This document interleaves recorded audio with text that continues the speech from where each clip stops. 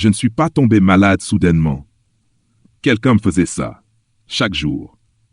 Au début, c'était léger. Un peu de vertige, une fatigue étrange, facile à ignorer. Mais ça a grandi. Les jours devenaient lourds, les nuits interminables. Mon corps ne m'appartenait plus. Les médecins ne trouvaient rien. Les tests étaient normaux. Le stress, disait-il, reposez-vous. Mais au fond de moi, je savais.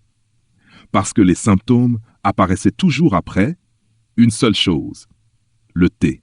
Chaque soir, elle me le préparait.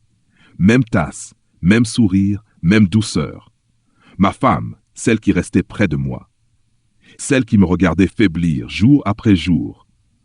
Alors j'ai arrêté de le boire, pas complètement, juste assez pour faire semblant. Et soudain, je n'ai plus empiré. C'est là que j'ai compris. Ce n'était pas dans ma tête, c'était pas une maladie, c'était intentionnel.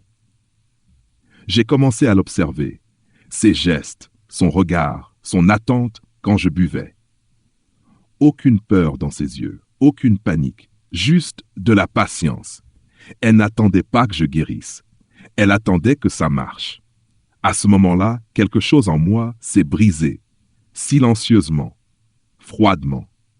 Je ne l'ai pas confronté, je ne l'ai pas accusé, je n'ai rien demandé, parce que je devais être sûr, et elle devait continuer à y croire. Les jours ont passé, et j'ai continué à jouer, faible, lent, fragile, et elle observait, plus proche, plus attentive, presque impatiente. C'est là que j'ai décidé. Un soir, elle a apporté le thé, chaud, familier, mortel. Elle l'a posé devant moi et s'est assise, observant, attendant. J'ai pris la tasse, mes mains stables, mon regard calme. Je ne l'ai pas confrontée.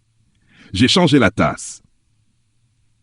Et pour la première fois, c'est elle qui a bu. Je n'ai rien dit. Je l'ai simplement regardée comme elle m'avait regardé,